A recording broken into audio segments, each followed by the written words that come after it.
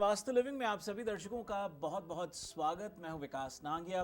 कार्यक्रम की शुरुआत में सभी फादर्स को फादर्स डे की बहुत सारी शुभकामनाएं।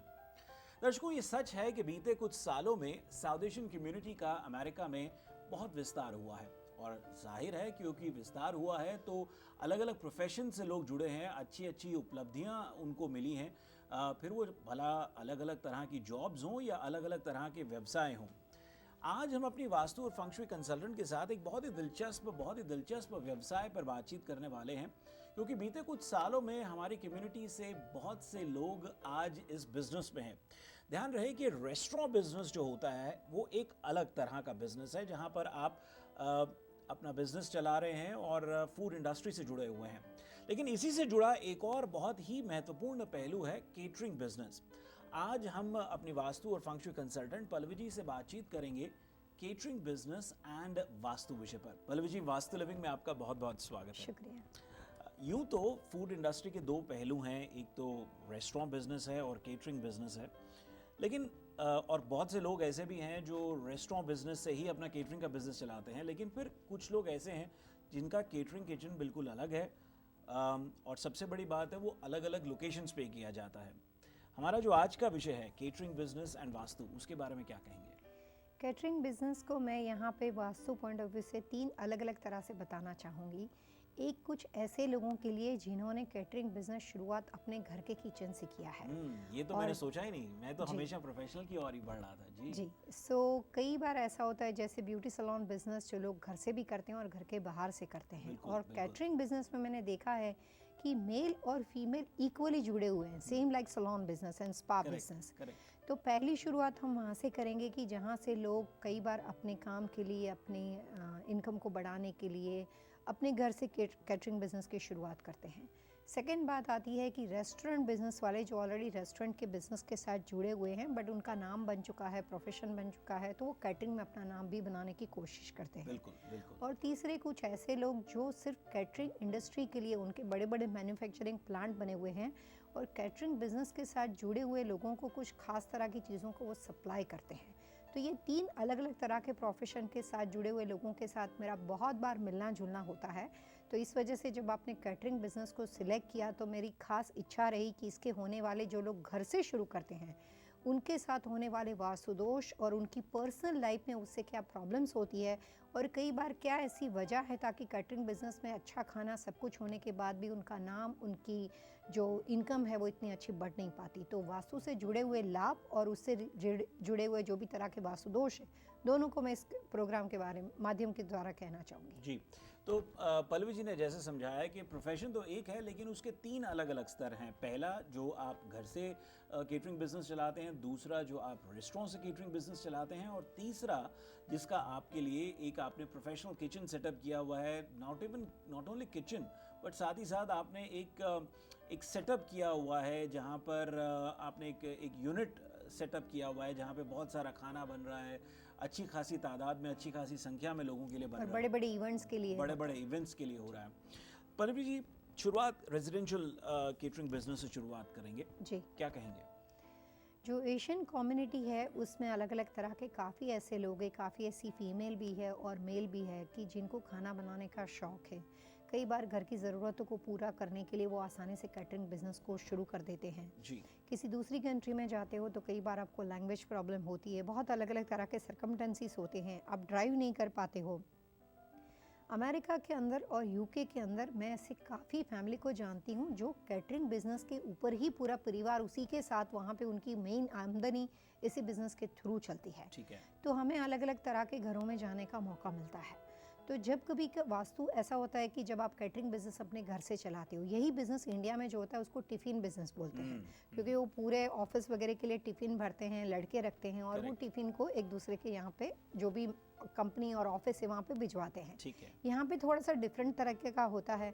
यहाँ पे ऐसा होता है कि कई बार वो लोग आपके घर पे आके, जो आपके मेन खाने वाले जो भी लोग हैं, बंधा हुआ खाना है, वो लोग आपके पास आके खाना लेकर चले जाते हैं जी। तो यहाँ पे थोड़ा सा डिफरेंट है।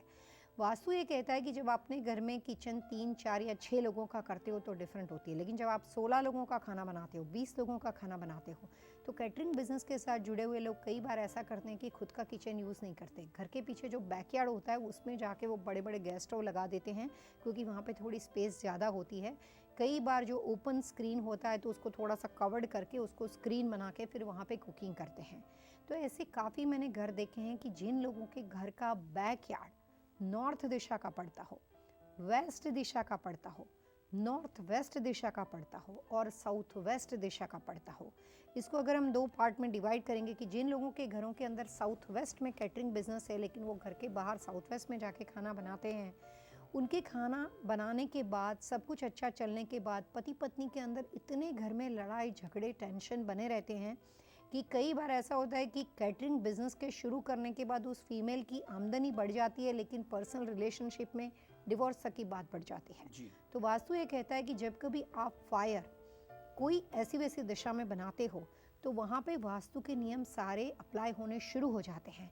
3-4 लोगों का खाना जो रेगुलर किचन में बनता है उसका इफेक्ट बहुत डिफरेंट होता है, लेकिन जब आप 15, 16 या 40 लोगों का खाना जब बनाते हो तो उसके प्लस माइनस आपकी ज़िंदगी में आने शुरू हो जाते हैं। तो या तो अगर आपको कोशिश करनी चाहिए कि बहुत अच्छा कैटरिंग बिजनेस के अंदर सक्सेसफुल बनने के लिए अपने घर से खाना बनाने वाली फीमेल को घर में जहाँ पे भी प्रायोरिटी हो तो वास्तु के नियमों को अप्लाई करने के लिए घर की ईस्ट यानी कि पूर्व दिशा में, घर की साउथ ईस्ट यानी कि अग्नि दिशा में और घर के अंदर नॉर्थ दिशा में, ये 3 दिशा के अंदर वो अपने कैटरिंग बिजनेस को आगे बढ़ाने के लिए अगर वहाँ से शुरुआत करते हैं तो उस दिशा की बनी हुई शुरुआत उस बिजनेस को इतना स्ट्रॉन्ग पोजीशन पर लेकर जाएगी, उसी से कमा के वो रेस्टोरेंट ओपन कर सकते हैं, इसी प्रोफेशन में वो आगे बढ़ सकते हैं और उनको अपनी नाम फेम और अपनी प्रॉस्पेरिटी को बढ़ाने में वास्तु के नियमों से सफलता मिलती है। जी। पल्लवी जी, ये तो बात रही अगर आप घर से कर रहे हैं, घर से करते हैं। और इसी तरीके से अगर हम आगे बढ़ते हैं रेस्टोरेंट बिजनेस में, जो रेस्टोरेंट से केटरिंग कर रहे हैं, उसके बारे में क्या गाइड करेंगे? अभी मैं नॉर्थ कैरोलिना में एक क्लाइंट के साथ काम करती हूँ, कुछ दिनों पहले मैंने विजिट किया था। वो मोटल इंडस्ट्री में, he is a very multitask personality, सारे मेल पर्सन है। मैं काफ़ी सूरत के पटेल लोगों को जानती हूँ। सूरत के अंदर पता नहीं क्या ऐसी खास बात है, काफ़ी जानदार, काफ़ी दिल वाले लोग रहते हैं वहाँ पे, खाना खाने के बहुत शौकीन है और 90% मेल को खाना बनाना आता है, ये उनकी स्पेशलिटी है। जी। वो भी सूरती पटेल है और उनका मोटेल बिजनेस है, उसी के साथ साथ वो साथ में कैटरिंग बिजनेस करते हैं। उनका बिजनेस, वो रहते नॉर्थ कैरोलिना में है, कैलिफोर्निया से लेकर बॉस्टन तक वो लोग पूरा उन्होंने सिस्टम सेटअप करके रखा हुआ है और उनकी स्पेशलाइजेशन ये है कि वो सारा खाना फ्रेश आपकी ऑन साइट लोकेशन पे बनाते हैं, डजेंट मैटर कितने भी लोग हो, क्योंकि उनके पास परिवार का सपोर्ट है।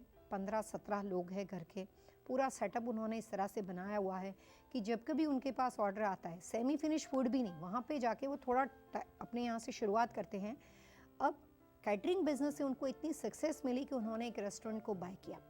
वो रेस्टोरेंट के साथ साथ भी कैटरिंग बिजनेस को मैनेज करते थे और अभी उसके दूसरे स्टेप में है कि अभी वास्तु के हिसाब से बहुत सुंदर रेस्टोरेंट विद कैटरिंग किचन के साथ मैं उनका नॉर्थ कैरोलिना में बना रही हूँ। कैलिफोर्निया, लॉस एंजलिस में काफ़ी फेमस लोग हैं, पूरे सब लोग उनको जानते हैं, उनके पास भी कैटरिंग बिजनेस का काफ़ी बड़ा नाम और फेम बना हुआ है। कैलिफोर्निया साइड किसी की भी शादी और तो कैटरिंग सिर्फ इन्हीं का होता है। तो कैटरिंग बिजनेस के साथ काफ़ी लोग जुड़े हुए हैं। जब आप रेस्टोरेंट में बनाते हो, मैं आपको अपना एक्सपीरियंस बताना चाहूँगी। नॉर्थ कैरोलिना में जो मैं रेस्टोरेंट के लिए उनके लिए बना रही हूँ, वो जगह के अंदर सिर्फ अकेला किचन जो है वो 3500 स्क्वायर फीट का है, जिसमें रेस्टोरेंट के किचन के जो सारे तवे लगे हुए हैं उसके अलावा आधा पोर्शन कट करके हमने बड़ा सा freezer, dry cooler, wet storage सारा करके पूरे कैटरिंग के लिए जो भी चीज़ें हमें ज़रूरी होती है उसकी व्यवस्था वहाँ पे कर दी है। अब फ़ायदा ये है कि ये परिवार जो मोटेल के अंदर अपना छोटी सी जगह के अंदर सेमी फिनिश किचन के अंदर प्रिपेयर करके ऑन साइट लोकेशन पे जो जाते थे, उनके जो ब्रेकफास्ट है, उनके बनाए हुए जो भी फास्ट फूड है, वो लोगों को इतने पसंद आते थे तो उन्होंने अपने यहाँ से उसका सेमी फिनिश बनाना शुरू कर दिया।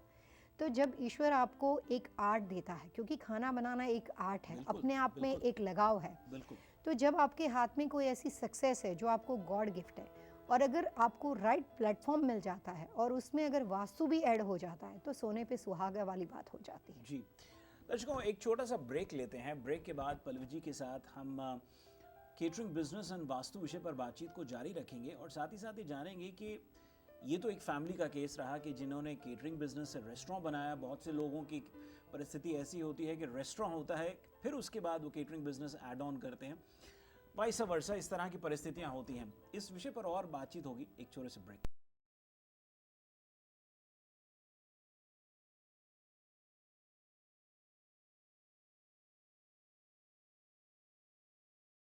હું નિમિષ પટેલ એક્સાઇટિંગ ન્યૂઝ તમારી સાથે શેર કરું છું। સાન ફ્રાન્સિસ્કો એરિયામાં કમ્યુનિટી માટે કન્વેન્શન સેન્ટર અને upscale wedding centre with rooftop garden અને આઉટડોર પેટિયો બનાવીએ છીએ। હાર્ડ વર્ક અને ગુડ લક પછી હવે સમય છે સ્માર્ટ વર્કનો। પલ્લવી છેલાવડાના સજેશન, સ્માર્ટ વાસ્તુશાસ્ત્ર અને રાઇટ ડિસિઝન એટલે જ ફ્રીમોન્ટ ઇવેન્ટ સેન્ટર। एक राह और सही दिशा जो जिंदगी बदल